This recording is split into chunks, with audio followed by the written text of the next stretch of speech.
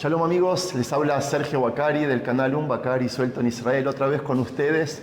Gracias por participar y gracias al padre Fernando de México, que está hace un par de años en Israel. Le pedí que nos haga un recorrido sobre este hermoso lugar para que nos cuente acerca de la última cena, acerca de la festividad de Pascuas, acerca de todo lo que se viene la semana que viene. Padre Fernando, muchas gracias por aceptar mi invitación. Gracias, Sergio. Y antes de que empiece a hablar, el Padre Fernando tiene un canal en YouTube llamado Padre Fernando, el Evangelio desde Sion.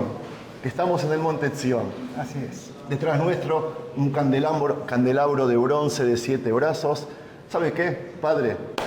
Bueno, pues estamos aquí en el lugar, para los cristianos, el lugar de la última cena, aquí arriba, en la habitación superior, la estancia superior, mientras que aquí abajo está una sinagoga, la tumba del rey David, según una tradición que viene desde hace mucho, desde el medioevo, que se celebra o que se recuerda aquí. Por eso supongo que usted quiso que empecemos aquí el paseo. Así es. No es casualidad de que por encima, el techo de la tumba del rey David es el piso del cenáculo. Efectivamente. Y el techo del cenáculo es el piso de una mezquita llamada de Nevi Daud, para los musulmanes, primos musulmanes del profeta David. Así es. ¿Vamos a ver la tumba? Sí, y te comento simplemente que es muy interesante el hecho de que el primer versículo de todo el Nuevo Testamento, apenas uno abre el Nuevo Testamento, el Evangelio de Mateo, primer versículo del capítulo 1, dice, Evangelio de Jesucristo, Hijo de David, Hijo de Dios. Entonces, lo primero que afirma el Nuevo Testamento es que Jesús es el Hijo de David. Y entonces, esta conexión siempre se vio como algo pues muy, muy fuerte, ¿no? Esta conexión. ¿Y cuál es la creencia judía? Nosotros le decimos Mashiach ben David, el ungido, el Mesías, hijo de David. Estamos hablando de lo mismo. Estamos hablando de lo mismo. Entonces, esa conexión es muy fuerte. ¿Y de qué vamos a hablar hoy? Hoy vamos a hablar de la última cena y del Seder de Pesach, es decir, la cena pascual judía, porque Jesús tomó su última cena, fue una cena pascual, la cena de Pascua. Entonces, justamente este año, en nuestra Semana Santa Cristiana, coincidimos con el Jueves Santo. Va a ser el jueves que... la cena, si no me equivoco, la cena pascual judía va a ser el miércoles a la noche. Y el jueves es nuestro Jueves Santo. Entonces Increíble. Estamos ahí. Este año ha habido esa coincidencia. Vamos a la tumba un minuto a verla. Yo sigo filmando. Vamos. De hecho, algunos afirman que una gran influencia en la ubicación de la tumba de David tuvo el hecho de que en los Hechos de los Apóstoles se nos narra el discurso de Pentecostés, que también fue en el cenáculo, aquí mismo, en la llegada del Espíritu Santo. Y aquí San Pedro dio un discurso en Pentecostés. Y entonces en ese discurso él habló de David.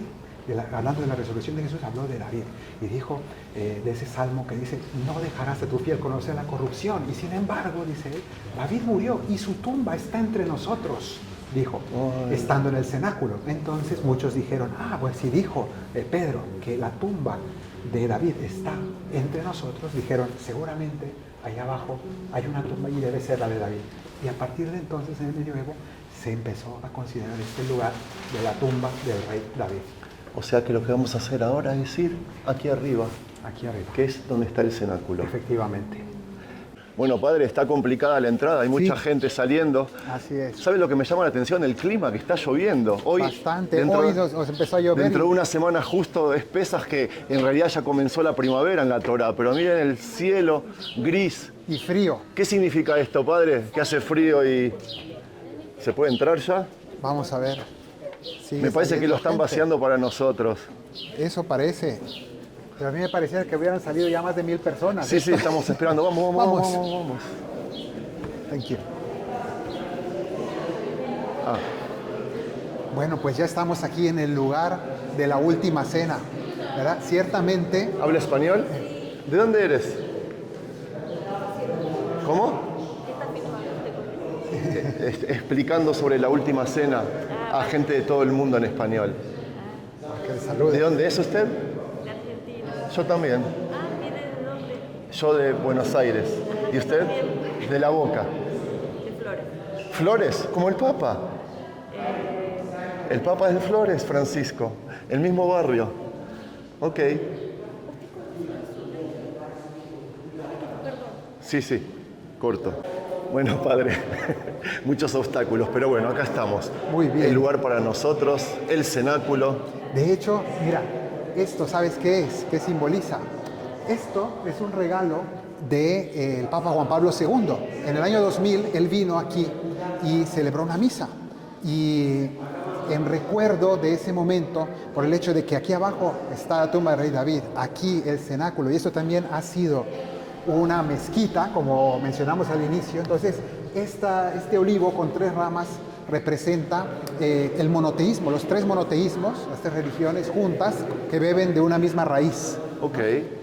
Entonces, bueno, te cuento algunas cosas, porque lo que yo quisiera aquí es repasar lo que es la cena pascual judía que Jesús celebró en este mismo lugar, en este sitio. Él vino, él mandó que le prepararan la Pascua y vinieron a celebrar la cena de Pascua, ¿no? Él con sus apóstoles. Entonces, ¿cómo? Una pregunta, padre.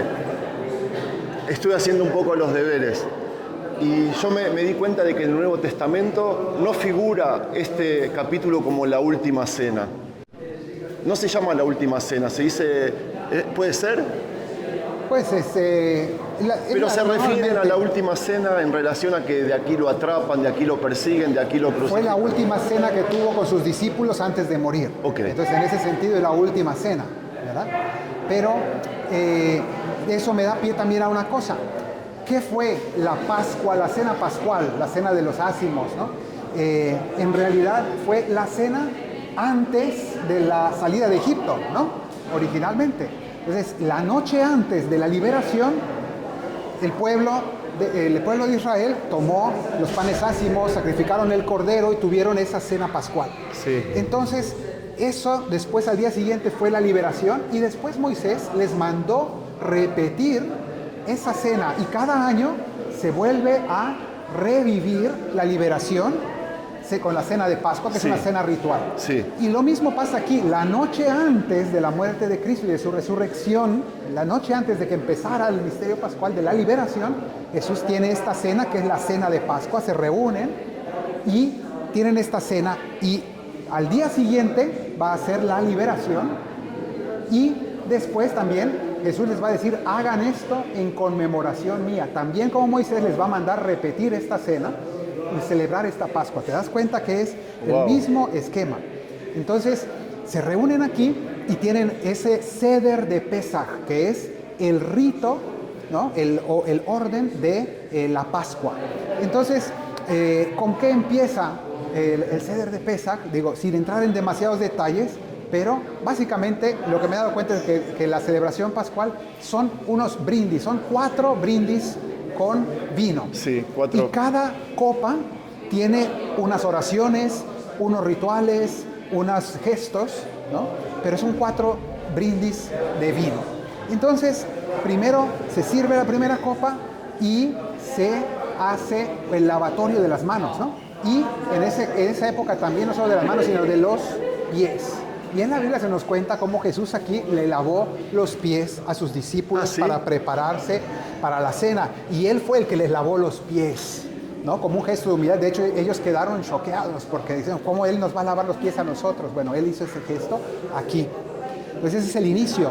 Y después de eso viene el momento en que se va a narrar toda la liberación de Egipto, ¿verdad?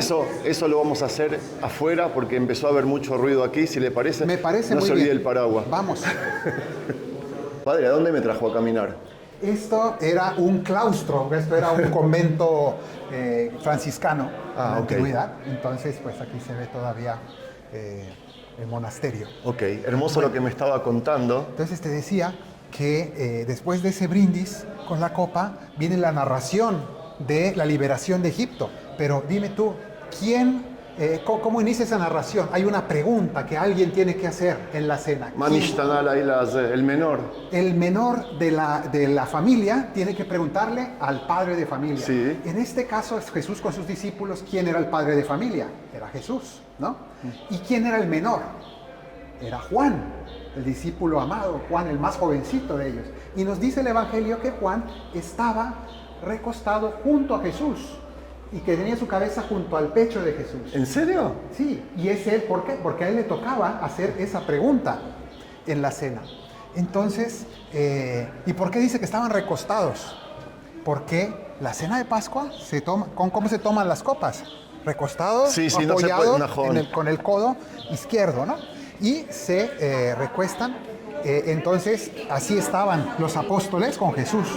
Y ahí van tomando las copas. Entonces tienen toda esta narración de la liberación.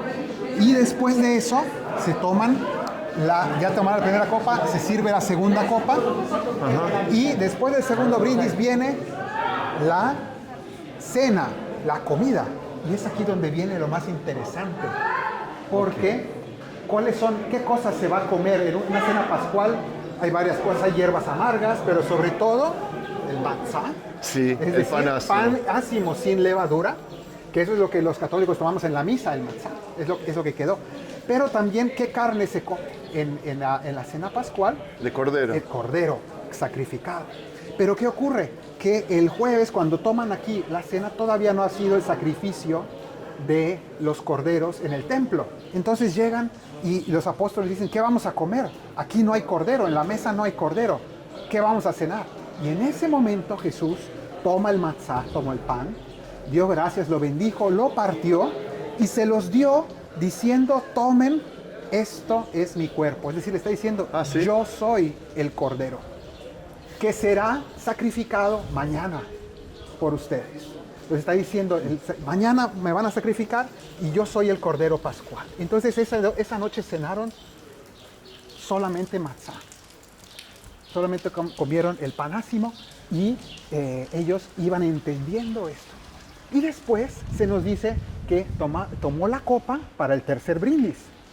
Ya sirvió y Jesús les dio la copa y les dijo, tomen y beban esto, es mi sangre, que será derramada mañana por ustedes y por muchos para el perdón de los pecados. Él sabía todo lo que iba a pasar ya esa noche, desde esa noche. Entonces les entrega el cáliz y les da el vino y les dice, esta es mi sangre.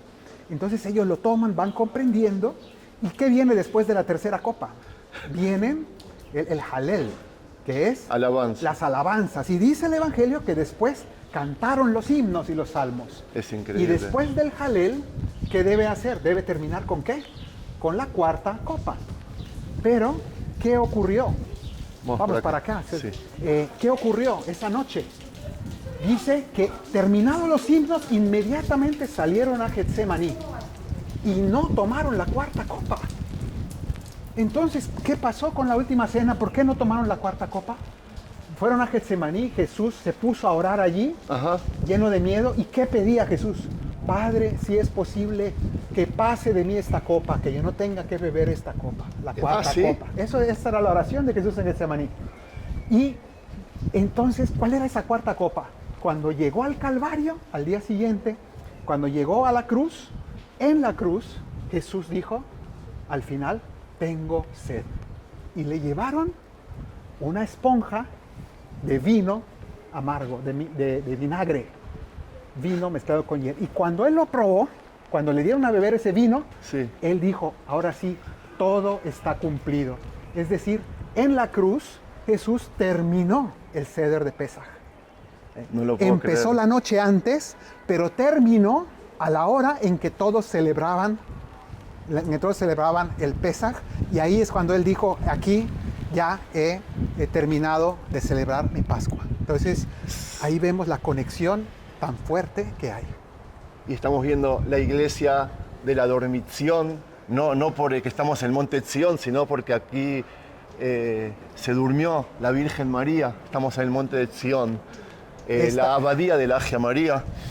¿Sabe qué, padre? Cuando usted me está contando el relato y lo está haciendo el paralelo al relato, a la festividad nuestra, cómo la festejamos, No tengo más que estar de acuerdo porque si bien cuando nos explican en Éxodo cómo hay que festejar la fiesta de Pesaj, de Pascua, era que había que sacrificar un animal, un she, como se dice, un cordero, comerlo durante toda la noche y lo que queda había que quemarlo.